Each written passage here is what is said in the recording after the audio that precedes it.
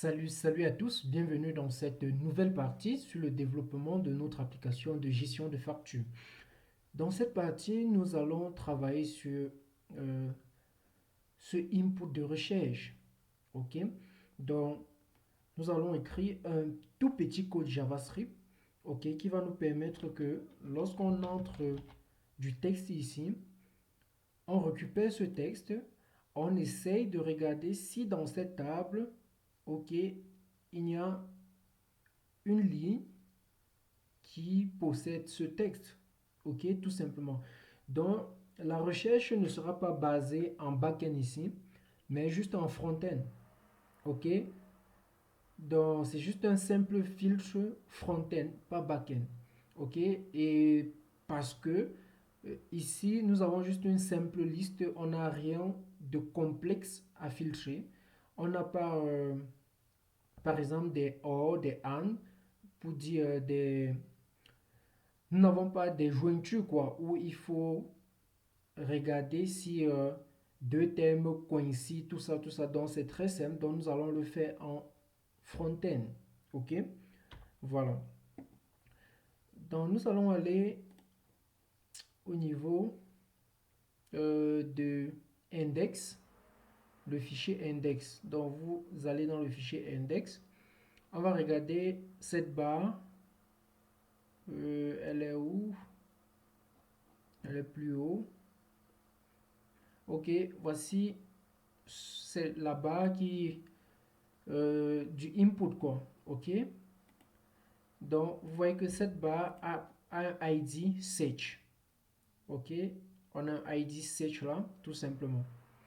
Donc ce que on va faire, c'est qu'on va récupérer, donc à chaque fois que l'utilisateur est en train d'écrire quelque chose, on doit récupérer directement, donc en real time. OK, donc quand on va récupérer, on va venir dans cette table my table. OK, on va essayer de parcourir à partir de MyTable, de body, mais pas de header, parce qu'on n'a pas besoin de regarder les données ici. OK? Nous avons besoin de regarder les données dans les TD, les table data. On est d'accord? OK? C'est dans les table data que nous voulons regarder si l'entrée de l'utilisateur existe. OK?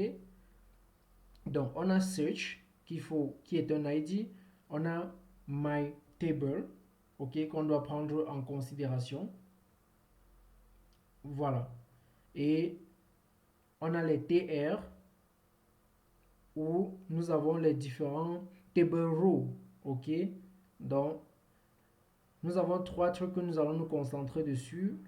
Le search qui est le ID de l'input et le my table où se trouvent les TR. Ok. Ok. Donc, on va aller juste en bas là. Donc, on va descendre juste ici. Et là, on va mettre du JavaScript, tout simplement. OK? Donc, on va utiliser du jQuery pour le faire. Donc, ici, je vais mettre ça, document, tout simplement, dot ready. OK? On va dire function. Donc, attendez, j'arrête mon serveur, que ça ne ronfle pas. Dot function.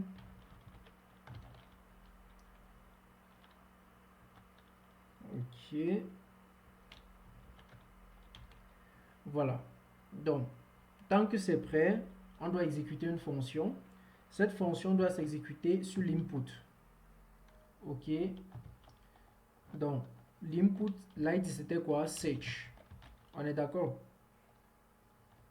Donc, search dot on key up. Quand l'utilisateur est en train de saisir sur le clavier. OK. Key up. Donc, key up, on va dire virgule. On va mettre une fonction. Function. OK. Maintenant, nous allons récupérer la valeur qui est dans le search. On va dire var, je vais dire value égale, value égale Je vais dire 10. Donc, je suis dans le search avec le 10. On est d'accord. 10.val. Je récupère sa valeur. Je transforme ça en majuscule. Donc, je dis true lower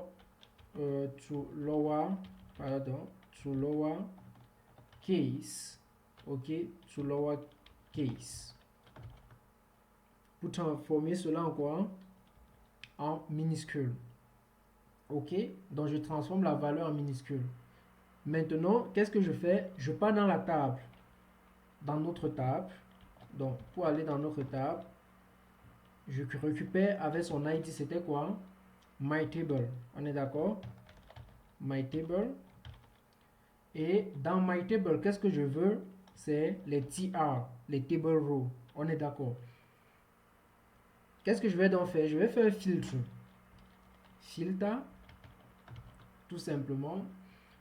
Un filtre, qu'est-ce que je fais dans le filtre? Une fonction.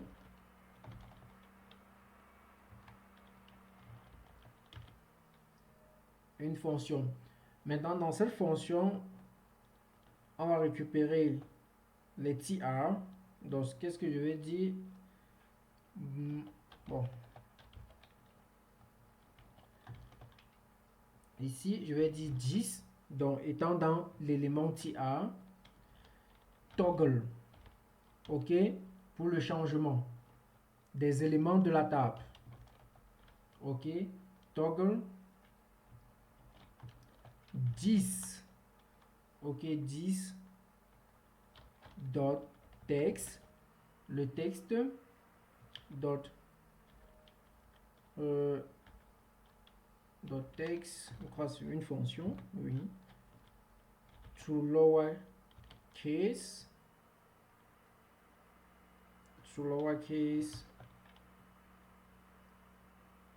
dot index index of value. OK, on filtre en fonction de du value greater than minus 1. OK, donc ici je peux mettre point virgule, ici non, ça va, c'est comme ça, point virgule. OK, donc ce qu'on fait, on fait un filtre en fonction du lowercase. OK, de cette valeur que nous venons de récupérer juste là-haut. OK, donc si je lance le serveur, OK, serveur a été lancé. Donc si je viens là, je vais actualiser. Donc je vais mettre par exemple Donald. OK, on voit qu'il n'y a pas cette donnée là. C'est là. Oui, quand j'entre là, il n'y a pas. Quand je veux continuer. Si j'entre par exemple, en fait sa recherche, tous ces champs-ci sont là parce que c'est Donald Tedom. OK, si j'entre par exemple 10 000, OK, j'entre 10 000, vous voyez, c'est juste ce champ-ci. OK, donc quand je réefface, les champs ressortent tout simplement. Ici, je prends par exemple 80 ou bien 32, tu vois 32 là, vous voyez qu'on a un seul champ avec 32 quelque part dedans. Si j'écris par exemple seulement invoice, OK, si je mets juste invoice, on aura juste des champs invoice. OK, où il y a invoice à l'intérieur, tout simplement. Ici, je mets proformat invoice,